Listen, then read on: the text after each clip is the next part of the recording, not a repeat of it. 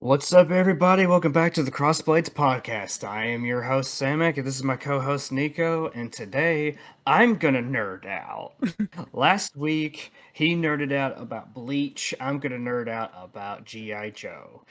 G.I. Joe! A real American hero. G.I. Joe is there. And no, I'm not gonna sing the whole theme song. Uh, so, yeah, first off, where where did I find G.I. Joe? How did I get introduced to it?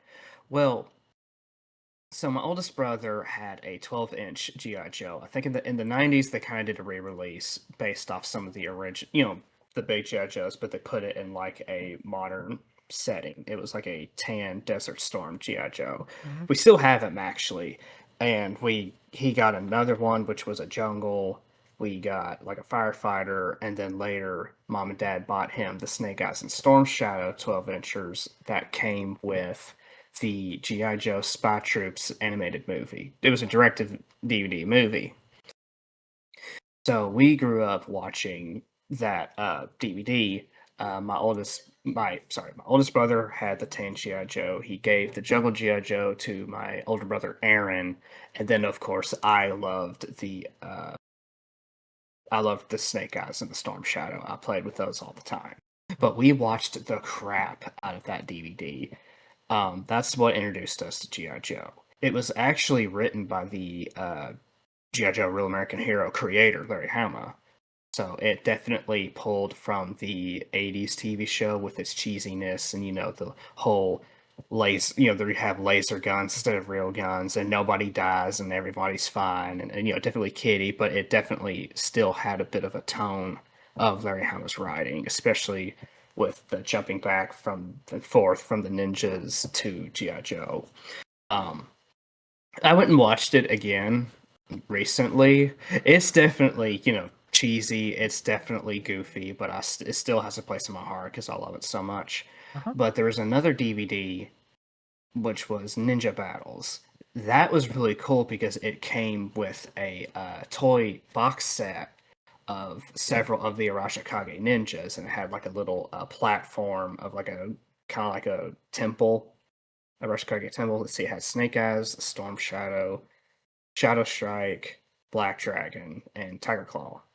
And those were among my favorite action figures when I was a kid. So, considering we were fans of those two DVDs and we loved playing the toys, throughout the years we kind of collected a few more.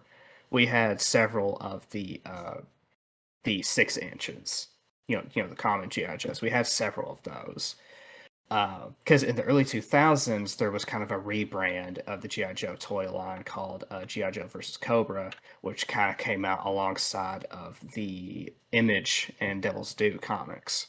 Mhm. So that's when uh, that's how we were exposed to GI Joe, because most GI Joe fans, you know, grew up in the 80s and played with the 80s toys and read the comics and the TV show. Mhm. So I ended up finding that later. Mhm. So, yeah, one of the very first G.I. Joe comic I read, it was a set. It was issue number 2 with Snake Eyes and Quinn. Mhm. And I remember not exactly fully understanding what was going on because I was like 4 when I read it, but I remember really enjoying that comic because it had nothing to do with Cobra. It was a completely different story, and that's honestly one of the best comics, JoJo comics out there. Mhm. Um, but and I remember being intrigued by that, but also with the Ninja Battle set came a Valor versus Venom comic. I read that one too. That one was really cool. Uh, but yeah, so when I was a little bit older, mom and dad found the GI Joe miniseries.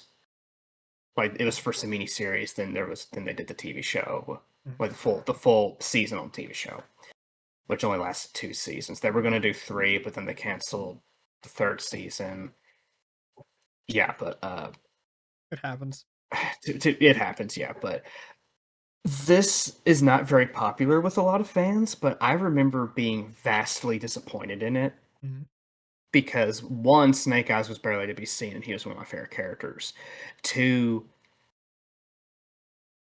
honestly, I think had I started out with it or seen it earlier, because I started watching that when I was about like I wasn't a tween, I guess you could say. Before I was before 12, but I was a little bit older, and I was already starting to kind of push some of my kiddie stuff away, and I was kind of excited. I was looking forward to it, but it was just also the stories were just bonkers.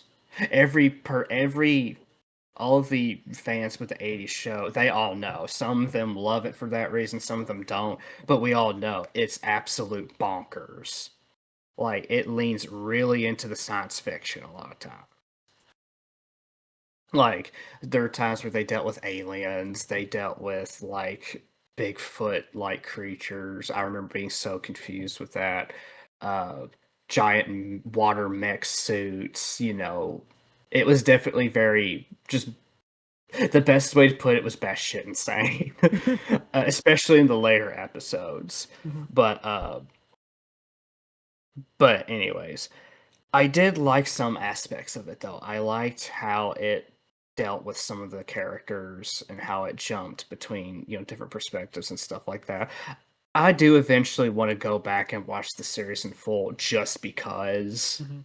because I do hear when it comes to showing the Joes, that was really it, the show did it better than the comics Mhm. because I started getting into the comics when I was 17, Mhm.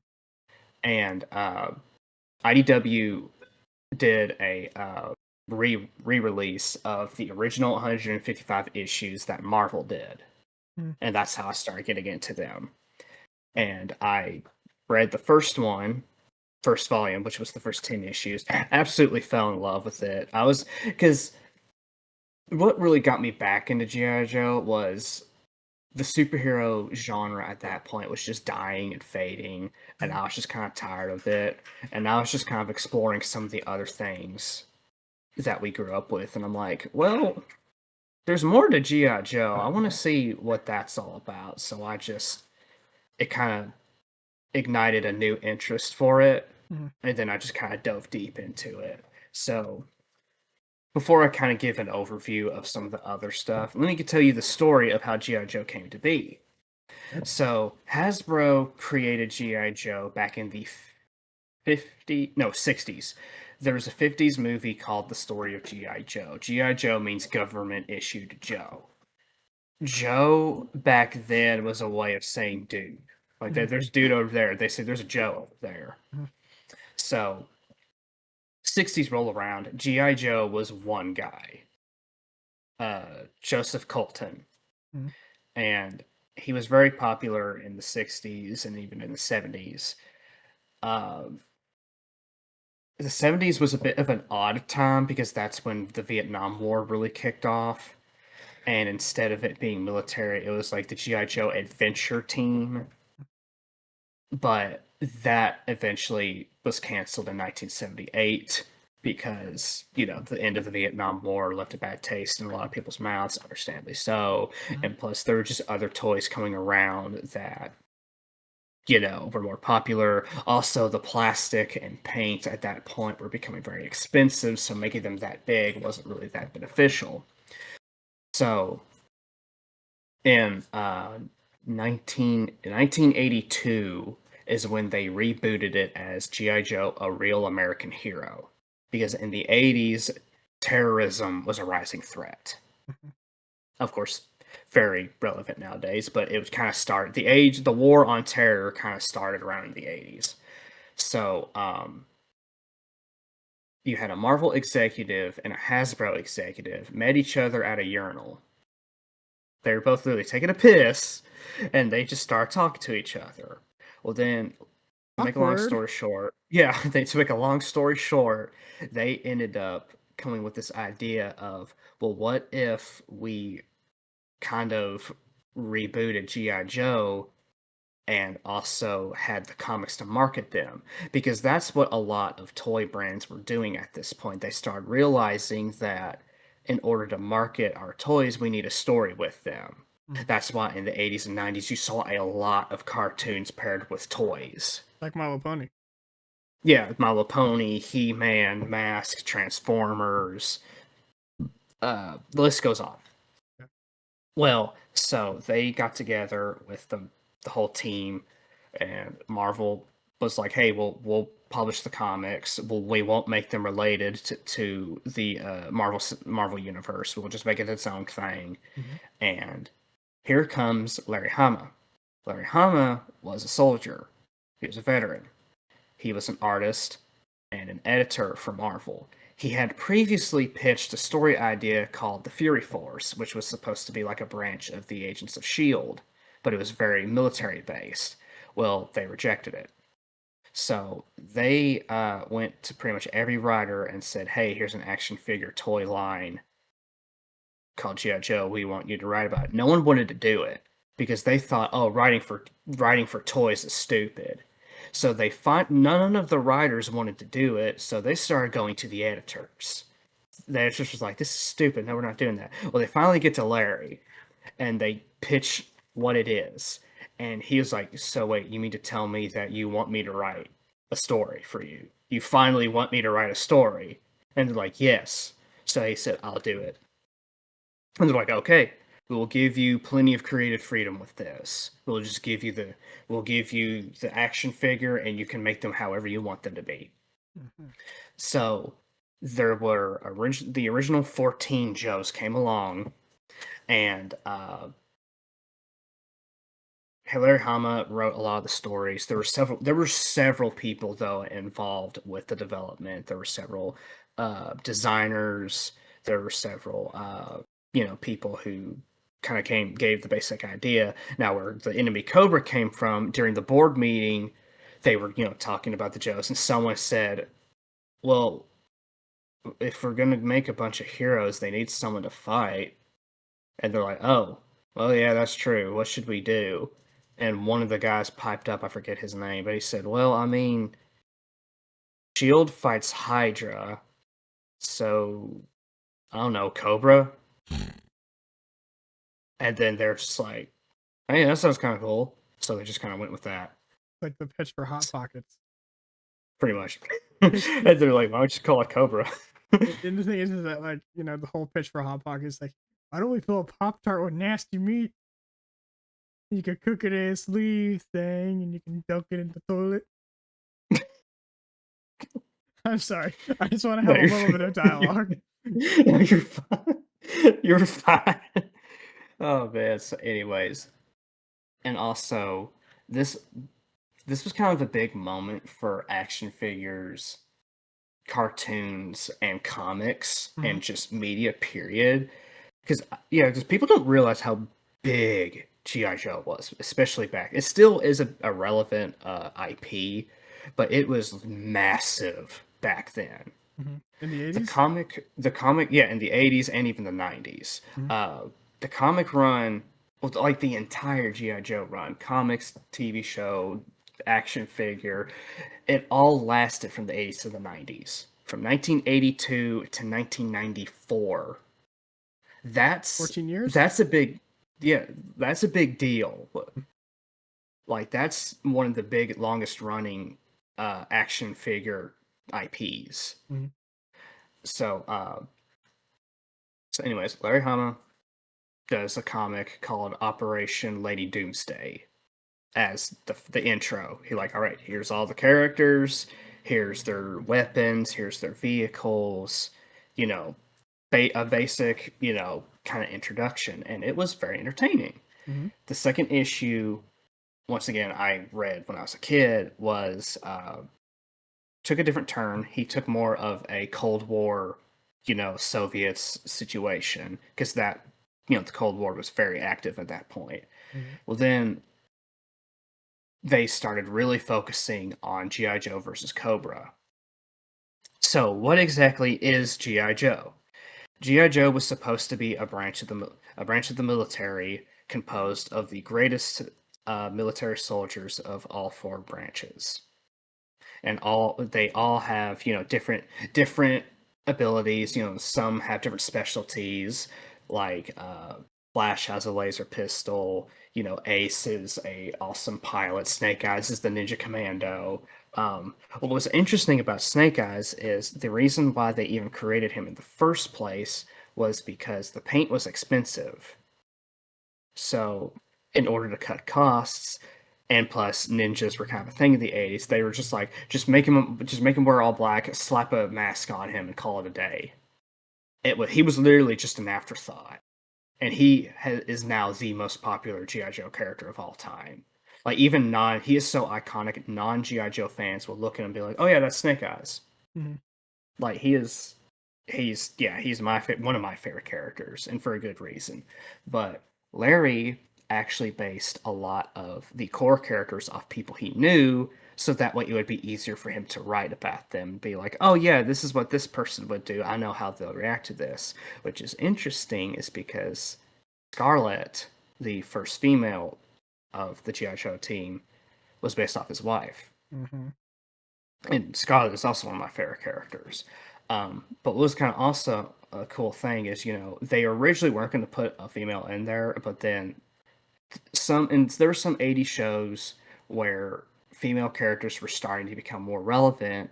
So Larry was like, well, hey, why don't we let's put a female character in here? Shauna O'Hara, a feisty southern redhead. She will cook you a meal, and then the next day she'll go kill someone. Yep. She's awesome. All the GI Joes wanted her. Well, not all, but most of the GI Joes were like, "Oh my gosh, she's so hot!"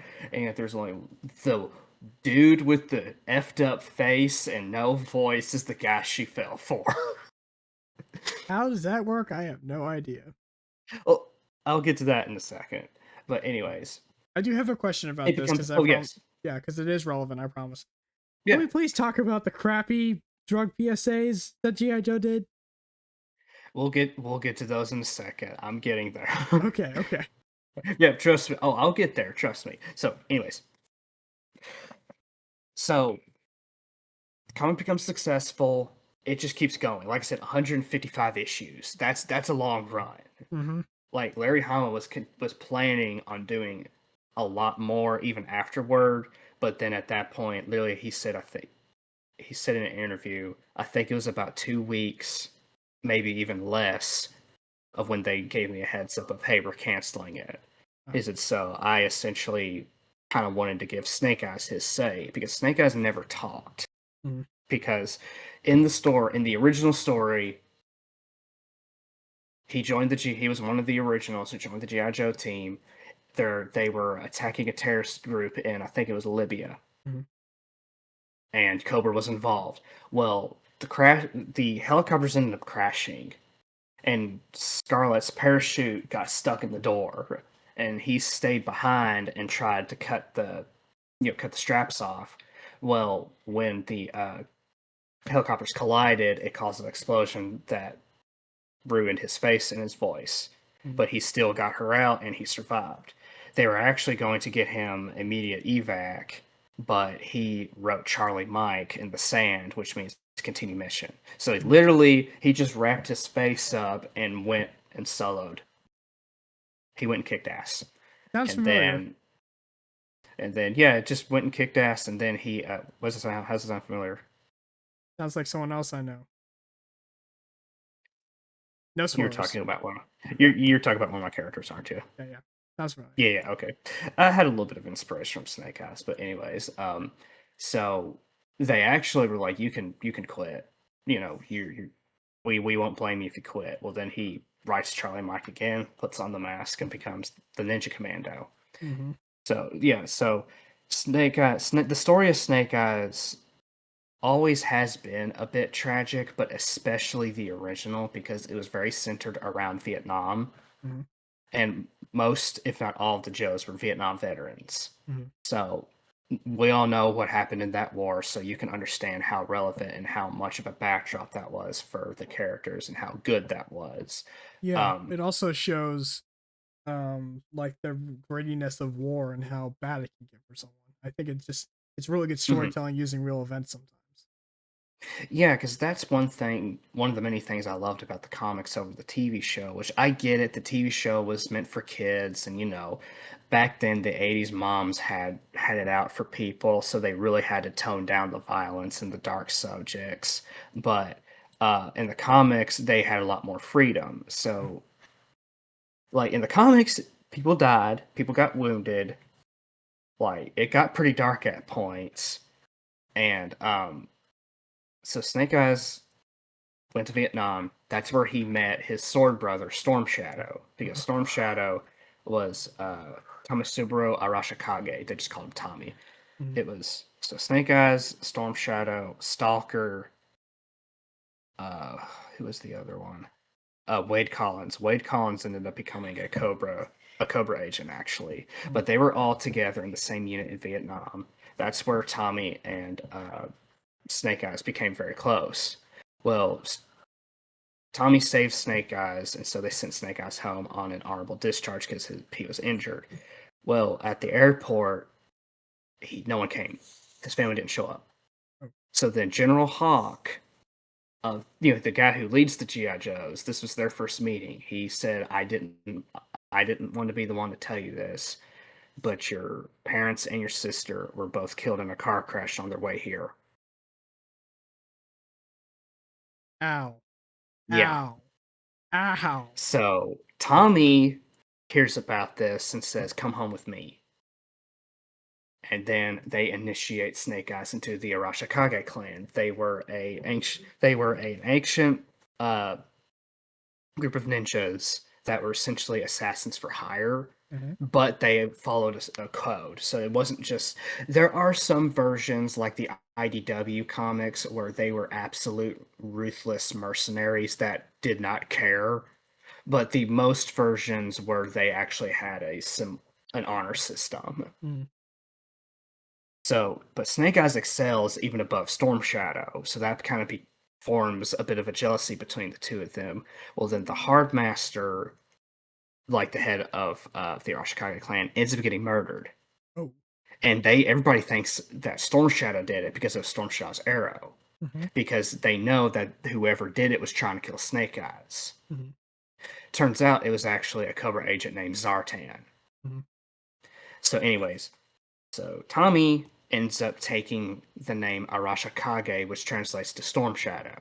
So he goes under the codename Storm Shadow, joins Cobra to find out who actually did it. Thus was also a bit of complexity to Storm Shadow because even though he wants justice, he ends up committing atrocities in the process while working for Cobra. Of course, later when he figures out that it was Zartan all along, he ends up leaving Cobra and joins G.I. Joe. And that was also another really good complexity to Storm Shadow, was him dealing with his past sins. But anyways, so the rivalry and brotherhood of Snake Eyes and Storm Shadow is literally one of the core features of G.I. Joe. It's pretty much in almost every story, except for the original cartoon. For some reason, they did not do anything with the two of them. They made Storm Shadow and Spirit and Quick Hit rivals, and Snake Eyes was barely in there at all. So that also kind of made me mad. But anyways, so yeah, it was wild because it's like you had the comics were sci-fi light. You had over the top vehicles. You had a couple of laser guns here and there, and one of the main villains, Serpentor. This was probably the most batshit crazy story arc in the comics. Mindbender takes the DNA of all of the greatest like conquerors and makes a clone to make the ultimate conqueror, Serpentor, to take over Cobra. You're telling me like Alexander the Great, Julius Caesar. It was Alexander the Great, Vlad the Impaler, not Nero, Genghis Khan, Hannibal. Tell the Hun? I think it was Attila the Hun. I don't remember all of them. I just remember a few of them. But yeah, it was like That was. is.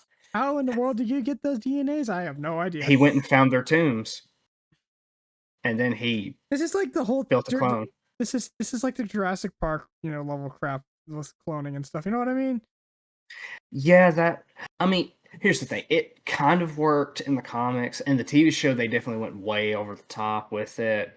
But like in the comic, it kind of worked. Eventually, Storm Shadow does kill him, Mhm.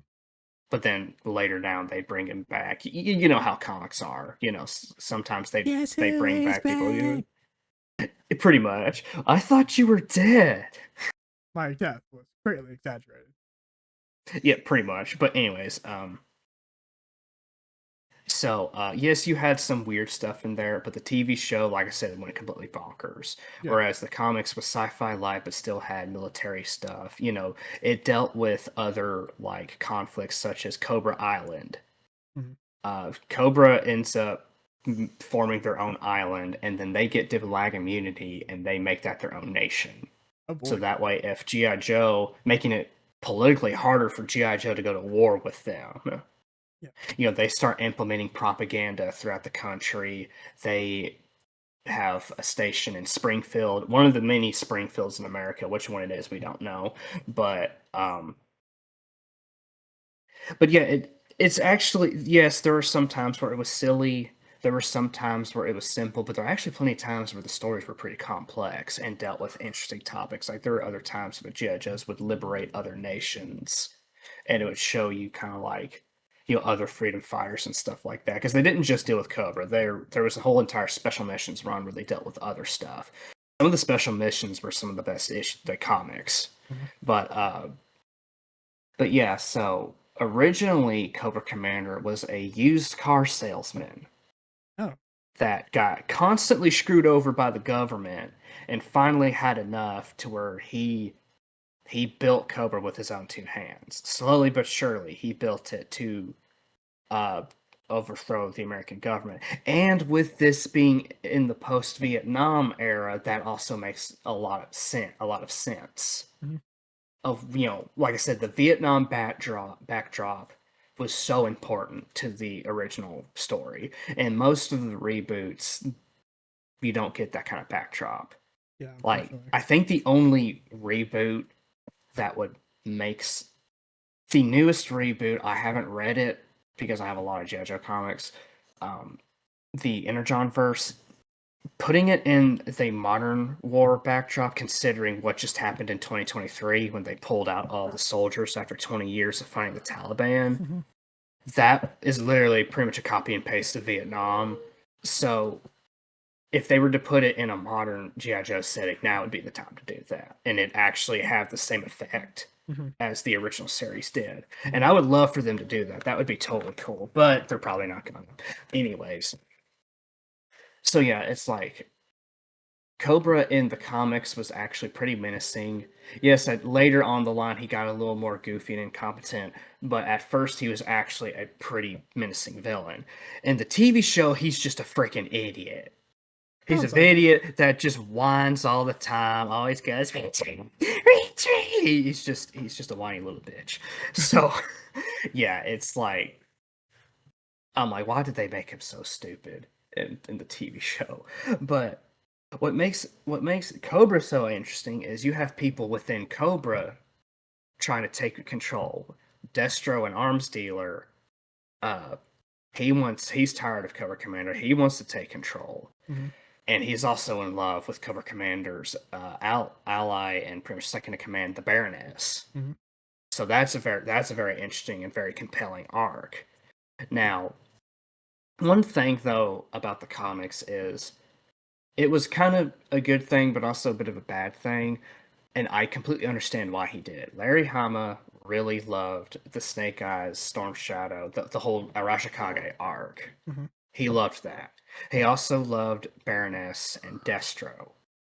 But because he loved them so much, he wrote about them so much so to the point to where a lot of times yes, there were I think about 100 GI Joe characters, so that's a lot of characters to deal with. But a lot of times it felt like a lot of the GI Joe characters were just kind of pushed to the side. Mhm. And as much as I love the Larry Hama comics, that is one thing that I would I would have liked to have seen is other GI Joes get the spotlight. I mean, there were times where they did, but it was kind of rare. Mm. And that is one thing that people loved about the '80s show, was because that the Joes actually got the spotlight most of the time. Mm. So that's one thing that I would say I would recommend for anyone to make a G.I. Joe story, is to make that perfect balance. Because yes, the ninjas were popular for a reason. They are some of the greatest characters. But the Joes also have a lot of potential too. So you want to kind of balance it. Mm. And that is one thing that the movies did get right, especially Retaliation, is it balanced the ninjas and the GI Joes. But once again, the problem was, especially with Retaliation, the cast for the Joes was not the greatest cast. Mm. They got Dwayne Johnson to play Roadblock. And I'm not trying to be mean, but Roadblock is a freaking 6'4", big blurly black guy from Chicago. No, Louisiana. I'm sorry, Louisiana. Yeah. That is not Dwayne Johnson. No. No. Isn't Dwayne Johnson black last time I checked? He's half black, but Eh. also halfway there. But no. The point I'm making is he doesn't look enough like he didn't act like Roadblock. Let's say he's from Louisiana, Yeah. and he was a cook. That was one of the biggest things about Roadblock, was he was the chef, and they didn't talk about that at all. Oh, okay. He was very witty, very fun with his one-liners, and in the movie it was just Dwayne Johnson. Oh. Yeah, it was just Dwayne Johnson. That's it. Don't They got get me wrong. He's got Channing some. Tatum to be Duke. Don't get me wrong. Dwayne Johnson has some good roles in some movies. But, Most of the time, he's just Dwayne Johnson. yeah. But and they also wrestling. made Roadblock the leader, and it's like Roadblock was never a leader. That's just because Dwayne Johnson wanted to be the lead role. But yeah, like the Arashikage part of that movie, that was the best part of the movie. Yeah. But same thing with the first one. It's like they did focus on the Joes a lot, and the Snake Eyes and Storm Shadow was kind of a side thing, and I felt like they did that part very well. It's just how they represented G.I. Joe was Crappy. stupid. Once again, they went very sci-fi heavy. Even the aesthetic, it didn't look anything like G.I. Joe. Like they got the basic, like the story of the nanomites was from the comics, but in the movie they made Duke and Baroness have a relationship, which was so stupid. They made Destro the main villain, but at the same time they really did not do that character justice at all. He was just kind of there, and he was just, oh, I'm just an arms dealer. And then Cobra Commander, he was in the movie, but you didn't realize that this character was Cobra Commander until the very end. And the way they did that was just so stupid, because they also made Cobra Commander Duke's long lost army buddy who he thought died. I'm like, God. That's cliches. Yeah, but one thing, like I said, Retaliation, although flawed, I did enjoy that one because the action set pieces were good and I liked the story. Zartan, because Zartan is a master of disguise, so much so to the point where he can copy voices and mannerisms to a T. Well, he is posing as the president of the United States. And so Cobra has now infiltrated the government. Yeah. And they end up disavowing G.I. Joe and wiping most of them out. So now there's only a select few left. And hence G.I. Joe Retaliation. And at the same time, Snake Eyes is trying to capture Storm Shadow so that way he can bring him to justice for killing the Hardmaster. But then they figure out that it was actually Zartan. So Storm Shadow joins the G.I. Joe team. And, they work together and the small little group figure out how to infiltrate and, take out the Cobra officials and save the president. Basic story. I'm like, this is great. This is awesome. It's just there were some flaws in the dialogue was cringy. And the way they wrote some of the characters, Flint and Roadblock were the worst. Like Flint technically should have been the one in command, but they made him kind of just this hothead guy. It's like, no, Flint was one of the leaders. Mm-hmm. He was one of the field leaders. And they made, like I said, they made Roadblock just Dwayne Johnson. And they Cobra Commander was actually really good in that one. He was epic. Destro was in there for 15 seconds, and they said, Destro, you're out of the game. It's like, he was barely in the game. What are you talking about? Firefly was cool, although very different from the comics. He was still fun. Ray Stevenson did a really good job. But once again, it was wasted potential. It could have been so much more. So then the Snake Eyes movie comes out. Mm-hmm. I was so excited. I'm like, the actors did their own stunts. They filmed it in Japan. They got the choreographer for the Rooney Kenshin movies to do the fight scenes. Rurouni Kenshin's author, just to put this into perspective, is actually a convicted pedophile. Well, I know. I'm just like the choreographer for the live action movies. Oh, okay. Yeah, we don't support the author of Rurouni Kenshin for obvious reasons. No. We don't. But no, I'm just saying. You have to admit the Rooney Kenshin live action fight scenes were great. Oh yeah, I've seen a few of them. I think. So I was so pumped. I was like, oh, this is going to be awesome. It sucked. You gotta love Hollywood. The set, like, once again, it had so much potential. The cast was actually almost perfect. Mm-hmm. I would not have cast Henry Golding to be Snake Eyes, because Snake Eyes is actually of Scottish descent. Yeah. Henry Golding is half Malaysian, half British. Mm-hmm. And a lot of times his British accent would slip out in the movie. Nothing against the guy. He's a good actor.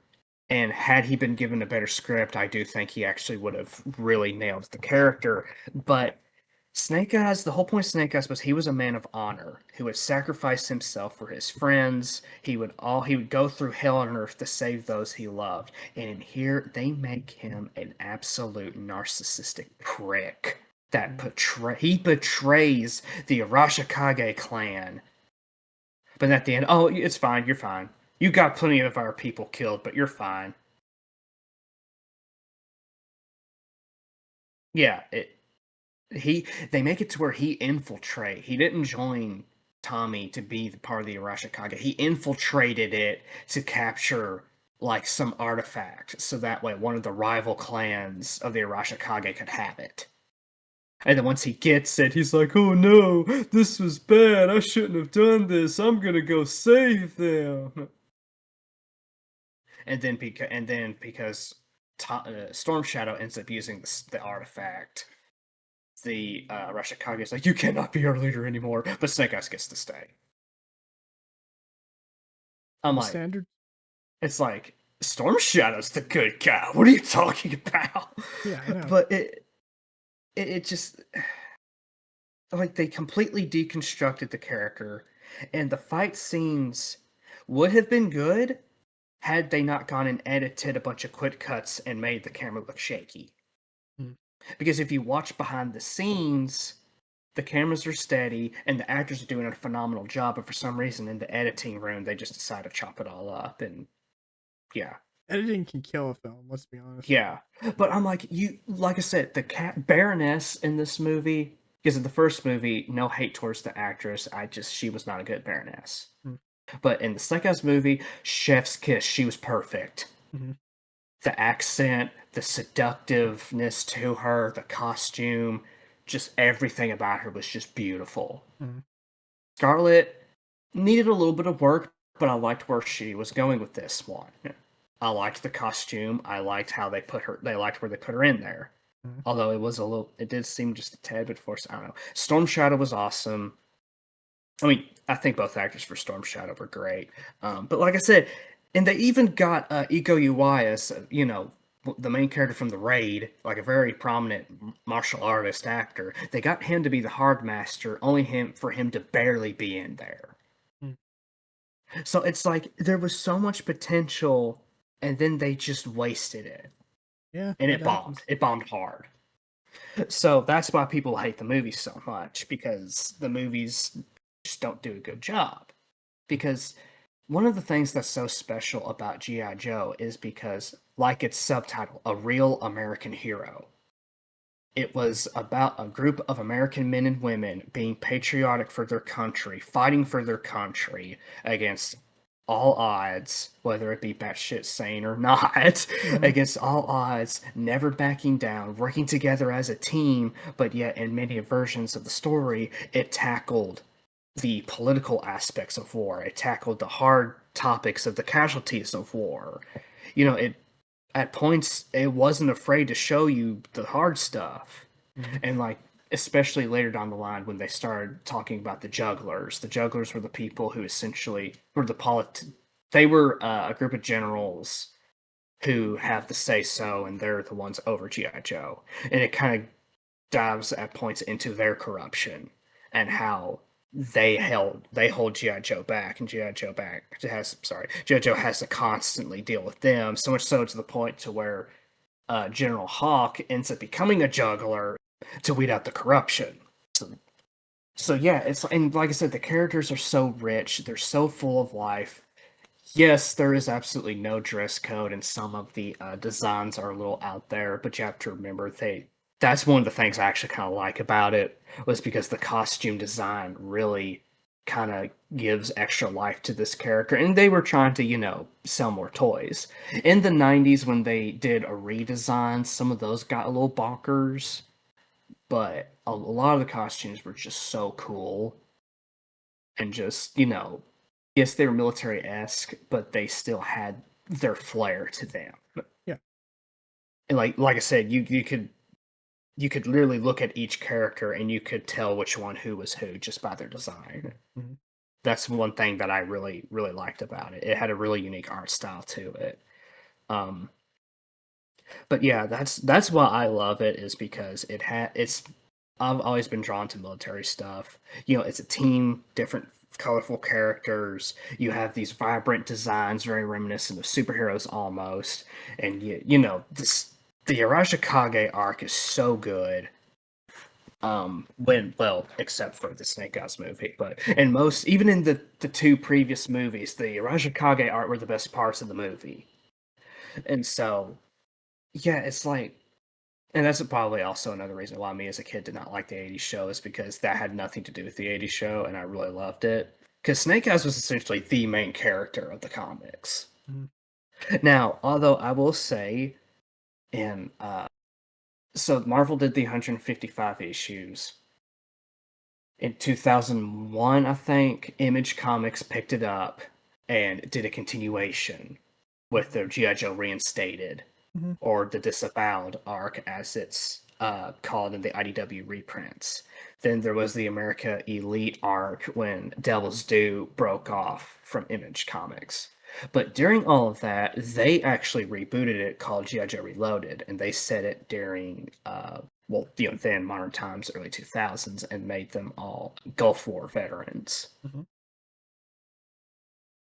It took a very different approach. That one was a lot more grounded, but I really loved it. But it only lasted 15 issues, and they canceled it for some reason. That really ticked me off, because the way they really focused on how Cobra rose to power, and that was something that I really loved that you didn't see a lot, because in the other comics, Cobra's already there. And here you see how Cobra rises. And I absolutely loved that. And they made Cobra Commander so much more of a complex character.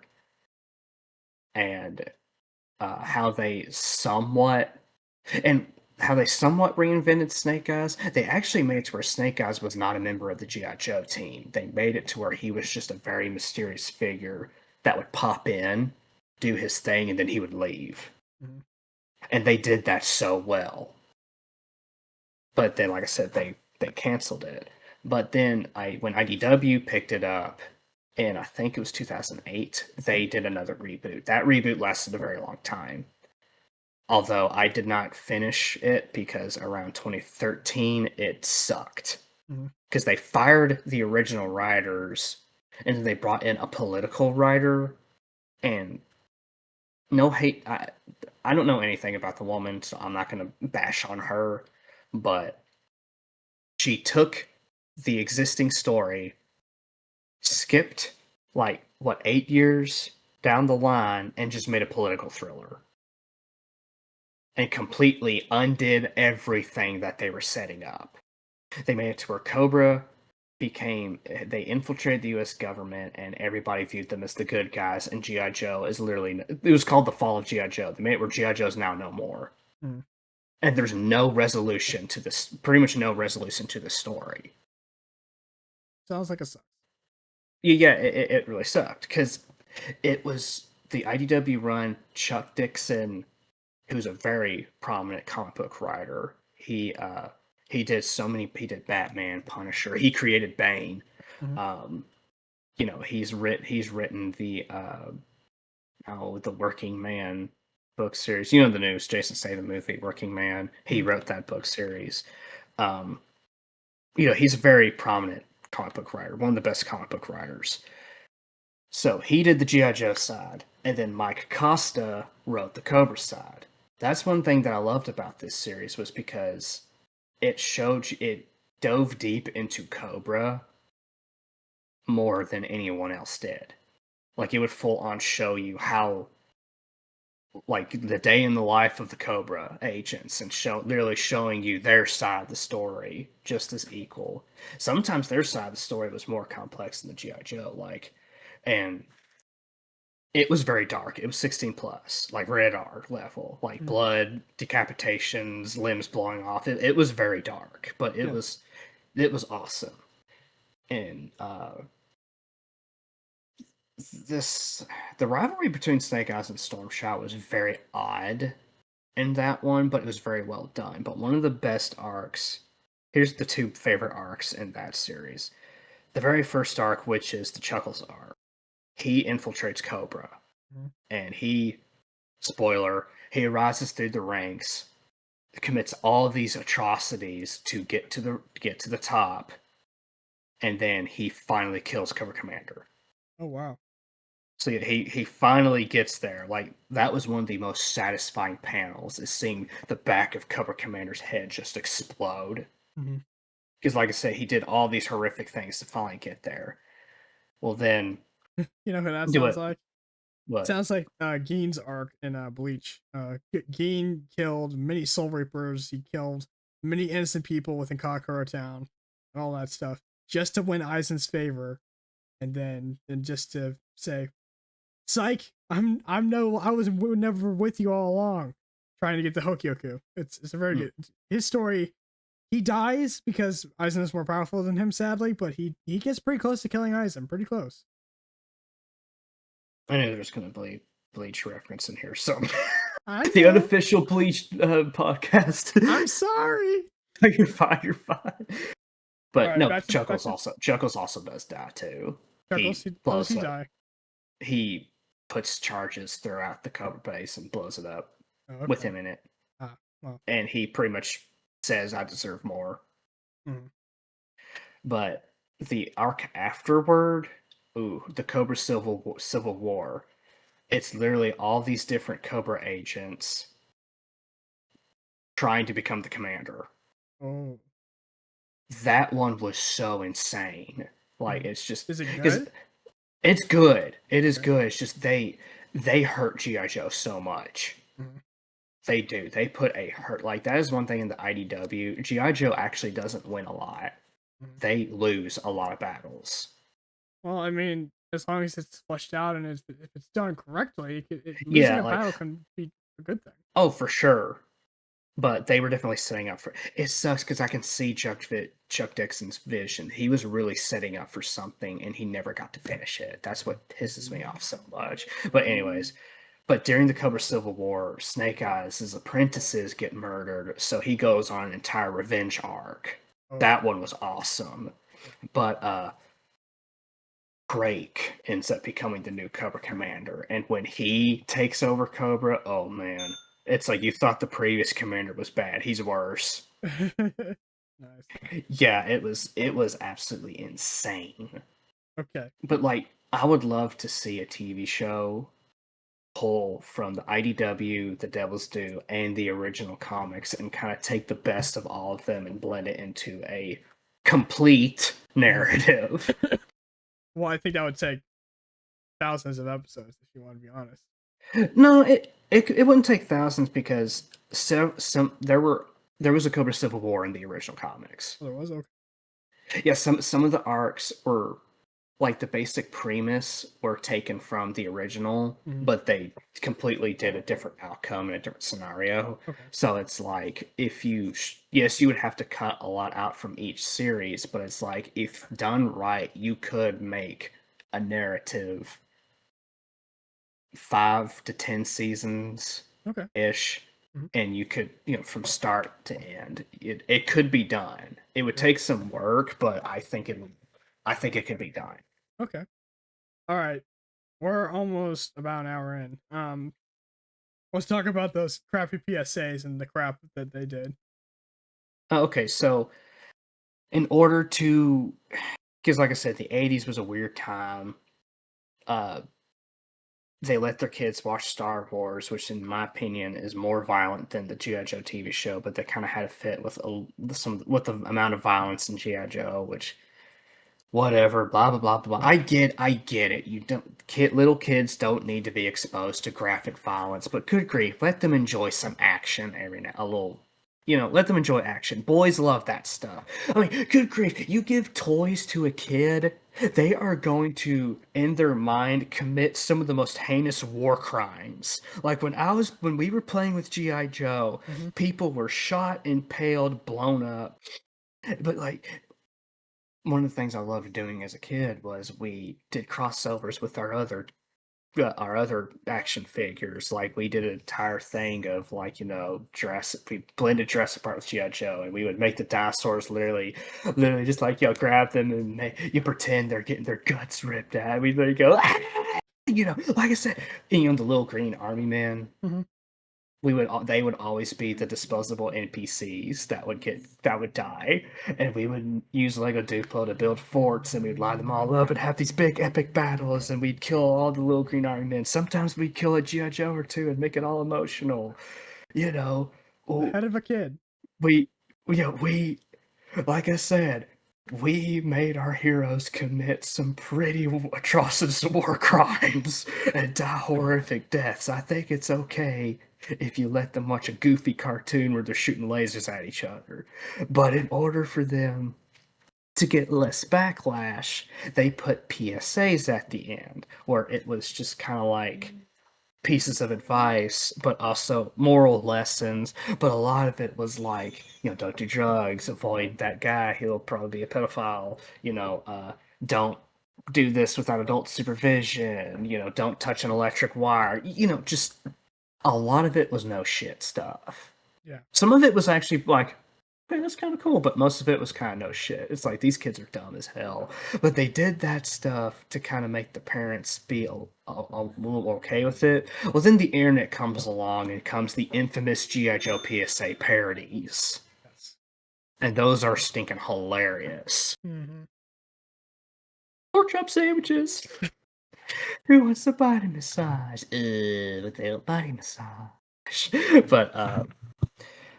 But yeah, it's like, I mean, that right there, like, the PSA memes, those were some of the earliest internet memes. Like, that goes to show you how prominent and relevant G.I. Joe is, even till today, because those memes will kind of have a resurgence. But good news about G.I. Joe. This is a rumor, I'm not sure how true this is, but I have heard that Paramount is going to reboot G.I. Joe and actually put it in the 80s again. And they said, we want to make them feel like an 80s action movie, which is very similar to how the comics were. And they said they want to take inspiration from the 80s comics and the 80s TV show. And I'm like, if you can do that, then oh my gosh, this is going to be awesome. Just please don't make it as bonkers as the TV show. I think with modern technology, they have a chance to redeem themselves. Yeah, they could really make something epic. And like, because it's like they gave us Resolute. I mean, I know you're not a big G.I. Joe fan, but you enjoyed G.I. Joe Resolute. That one was a solid 8 out of 10 in my opinion. Like that's the best one. And they gave us one 56-minute long film, and then they never continued, despite fans begging them to. Same thing with G.I. Joe Renegades. That one was more of a kids' show, but fans liked it. Mhm. They didn't continue. Mhm. It's like you finally gave us something that we liked, and then you didn't do anything with it. That's just how business is. It's like you had Survive G.I. Joe all Renegades for the business. yeah. It's like you had G.I. Joe Renegades for the kids, and you had G.I. Joe Resolute for the adults. That's what I love about Resolute. It had a bit of that '80s action flair to it, but it was darker. Yeah. You can tell a dark story And without, for adults without going too far. yeah, and it was good. Yeah. I'm like, this is awesome. Isn't it funny that there's like only 3 voice actors for that entire thing? Yeah, but it just shows how good, if you have the right people, you can make it work. Oh, for sure. Like the versatility of their voices was really, really good, and they did a really good job representing those characters. Like you remember Roadblock in Yeah. that one, right? Mhm. The big giant, black dude with the mustache and the green, and he had the big machine gun. Yeah. Thanks That's for having how me. Roadblock is. Yeah, that's how Roadblock is supposed to be, not Dwayne Johnson. Yeah, I get it. So, but yeah, like last thing I do want to talk about is this is probably my one of my all-time favorite G.I. Joe arcs. Period. This was in the Devil's Due run. It's called Master and Apprentice. It's the story of how Wade Collins, Sean Collins' son, ends up becoming Snake Eyes' apprentice, Kamakura. That story was awesome. It was very emotionally driven. The writing was just impeccable. The art was awesome. So if y'all can, if y'all have to read a G.I. Joe story, read that one. That one's just awesome. Do me a favor, send me screenshots or at least pictures of some of the comic, like maybe the comic book cover or whatever. Just send that to me, and Oh, for sure. I'll put it up I'll put it up on the screen now. Oh, for sure. Yeah, for sure. But honestly, at this point, I'll just be rambling on and on. So I think we can end it right here. Okay. Well, specifically, I do love to see you nerd out and everything. Like you enjoy seeing me nerd out, so Yeah. feeding off each other in that regard. But if you want to show me more GI Joe stuff, I am open to it. I want to make that sure, make that clear, all right? Well, the problem is Resolute. The Resolute's the best one. Yeah, and you've already shown me. Film wise, I've showed you the best one. Yeah, yeah. Renegades was cool. Sigma, there was an anime called Sigma 6. I did watch that one growing up too. That one was the epitome of an anime. Mm. It was fun, but it was, like I said, it was anime. Spy Troops and Ninja Battles, you would probably kind of cringe at those because they're very kiddie. Yeah. There was a third one of that.